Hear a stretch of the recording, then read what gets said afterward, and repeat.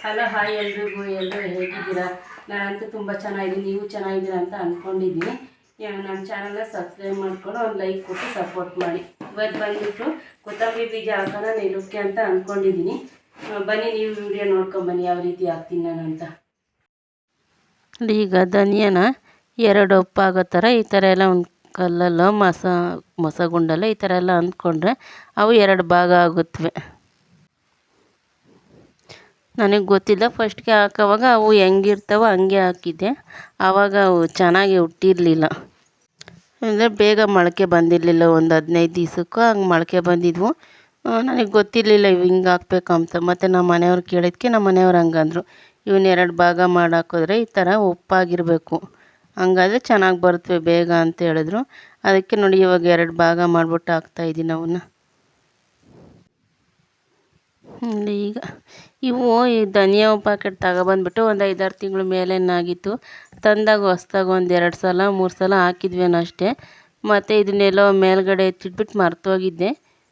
ಇವತ್ತು ಇದು ಕಣ್ಣಿಗೆ ಕಾಣಿಸ್ತಲ್ಲ, ಇವ್ರನ್ನ ಹಾಕೋಣ ಅಂತ ಹೇಳ್ಬಿಟ್ಟು ತೆಗೆದೆ. ಹೆಂಗೋ ಈ ಕಡೆ ಖಾಲಿ ಪ್ಲೇಸ್ ಐತಲ್ಲ ಅಲ್ಲಿ ಹಾಕ್ಬೋದು ಅಂತಂದು ಇವಾಗ ನೋಡಿ ನಮ್ಮ ಮನೆಯವ್ರು ಹಾಗೆ ರೆಡಿ ಮಾಡಿದ್ರು ಅದನ್ನು ಧನಿಯಾ ಹಾಕೋದಕ್ಕೆ ಅಂತ. ನಾನು ಕುರ್ಜಿಗೆ ತಗೊಂಡು ಇನ್ನೊಂದ್ಸಲ ಎಲ್ಲ ಮಣ್ಣೆಲ್ಲ ಹಂಗೆಲ್ಲ ಇದು ಮಾಡ್ತಾಯಿದ್ದೀನಿ. ಮಣ್ಣೆಲ್ಲ ಆ ಥರ ಸ್ವಲ್ಪ ಎಲ್ಲ ಕೆದ್ರು ಬಿಟ್ಟರೆ ಧನಿಯಾ ಹಾಕೋದಕ್ಕೆ ಚೆನ್ನಾಗಿರುತ್ತೆ.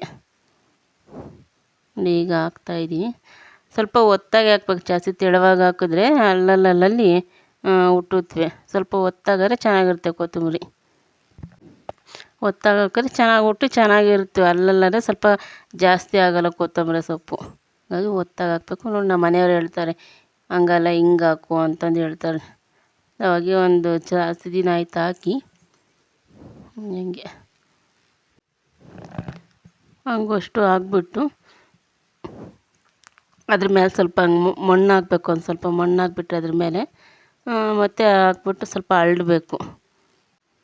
ಮತ್ತು ಇದು ಒಂದು 10-12 ದಿನಕ್ಕೆ ಮೊಳಕೆ ಬರುತ್ತೆ.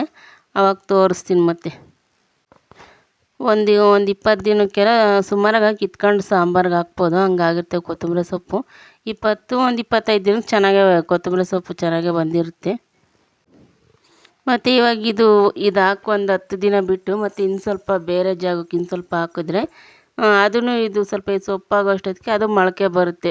ಮತ್ತು ಇದು ಫಸ್ಟ್ಗೆ ಹಾಕಿರೋ ಕೊತ್ತಂಬರಿ ಸೊಪ್ಪು ಖಾಲಿ ಆಗೋ ಅಷ್ಟೊತ್ತರಲ್ಲಿ ಅದು ಆ ಕಡೆ ಅದನ್ನು ಚಿಗುರಿರುತ್ತಲ್ಲ, ಹಂಗೆ ಯಾವಾಗಲೂ ಕೊತ್ತಂಬರಿ ಸೊಪ್ಪು ಮನೆಗೂ ಸ್ಟಾಕ್ ಇರುತ್ತೆ. ಹಂಗೆ ಹಾಕ್ಕೊಂಡ್ರೆ 2 ಬ್ಯಾಚ್ ಹಾಕ್ಕೊಂಡ್ರೆ ನೋಡಿ. ಈಗ ಆ ಥರ ಅದ್ರ ಮೇಲೆಲ್ಲ ಸ್ವಲ್ಪ ಮಣ್ಣೆಲ್ಲ ಮೇಲೆ ಹಾಕ್ಬಿಟ್ಟು ಹಂಗೆ ಸ್ವಲ್ಪ ಹಂಗೆಲ್ಲ ಹರಡ್ಬೇಕು. ಹಂಗೆ ಹರಡಿದ್ರೆ ಬೀಜ ಎಲ್ಲ ಸ್ವಲ್ಪ ಮುಚ್ಕೊತಾವೆ, ಮೇಲೆ ಕಾಣಲ್ಲ.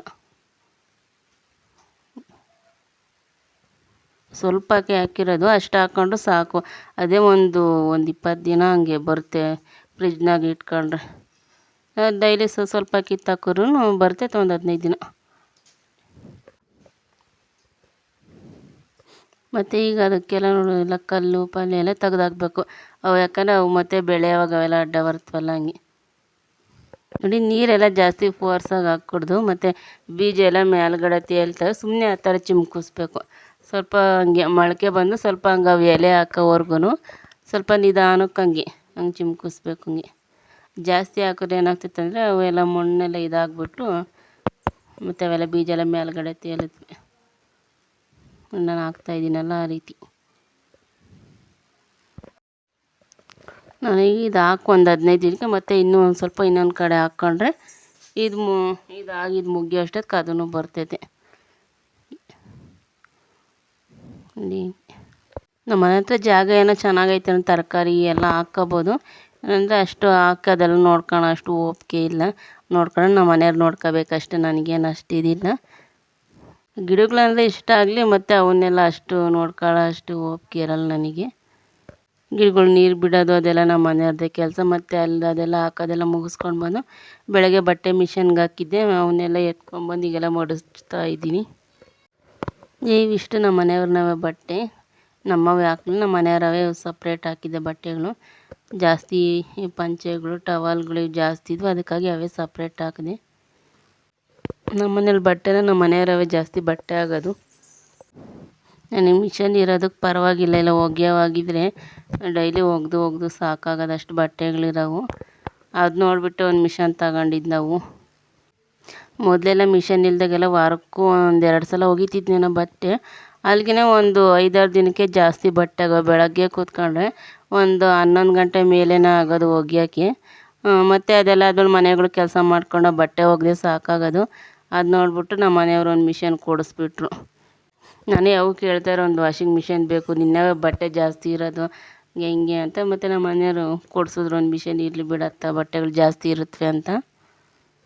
ಮತ್ತು ಈ ಮಿಷನ್ ಏನು ಅಂದರೆ ಜಾಸ್ತಿ ಕೊಳೆ ಆಗಿರೋ ಬಟ್ಟೆಗಳಿಗೆಲ್ಲ ಇದೇನು ಕೆಲ್ಸಕ್ಕೆ ಬರಲ್ಲ. ಡೈಲಿ ಬಿಚ್ಚಾಕೋವಾದರೆ ಮಿಷನ್ಗೆ ಹಾಕ್ಬೋದು ಅಷ್ಟೇ. ಈ ಕೂಲಿ ಕೆಲ್ಸಕ್ಕೆ ಹೋಗೋರವು ಜಾಸ್ತಿ ಮಾಸಿರೋ ಅಂಥವೆಲ್ಲ ಹೋಗಲ್ಲ. ಈ ಶರ್ಟಲ್ಲಿ ಕಾಲರ್ ಕೂಡ ಅಷ್ಟೇ, ಜಾಸ್ತಿ ಮಾಸಿದ್ರೆ ಹೋಗಲ್ಲ, ಅವ್ನು ಸ್ವಲ್ಪ ಉಜ್ಜಾಕಬೇಕು, ಇಲ್ಲಾಂದರೆ ಹೆಂಗಿರೋವು ಹಂಗೆ ಇರುತ್ತವೆ. ಏನು ಮನುಷ್ಯರೇನಲ್ವಲ್ಲ ಒಗ್ಯೋಕ್ಕೆ, ಮಿಷನ್ ಪಾಪ ಅಷ್ಟು ಮಾತ್ರ ಇದಿರೋದು ಗ್ರೇಟ್ ಅಲ್ವಾ. ನಿಜ ಈ ಮಿಷನ್ ಯಾರು ಕಂಡಿಡಿದ್ರು ಗೊತ್ತಿಲ್ಲ. ಅಲ್ಲಿ ಕೆಲ್ಸಗಳಿಗೆ ಹೋಗೋರ್ಗೂ ಸ್ವಲ್ಪ ಈ ಬಿಡುವಿಲ್ದಿದ್ದಂಥವ್ರಿಗೆ ಈ ಮಿಷನ್ ಚೆನ್ನಾಗಿ ಉಪಯೋಗ ಬೀಳುತ್ತೆ. ಏನಂದರೆ ಅದೇ ಡೈಲಿ ಬಿಚ್ಚಾಕೋ ಬಟ್ಟೆಗಳಿಗೆ ಮಾತ್ರನೇ ಸ್ವಲ್ಪ ಮಾಸ್ತು ಅಂದರೆ ಅದೆಲ್ಲ ಕೊಳೆ ಎಲ್ಲ ಹೋಗಲ್ಲ. ಈ ವಿಡಿಯೋ ನಿಮಗೂ ಇಷ್ಟ ಆಗಿದೆ ಅಂತ ಅನಿಸುತ್ತೆ. ಸಿಗೋಣ ಒಂದು ಒಳ್ಳೆ ವಿಡಿಯೋದಲ್ಲಿ.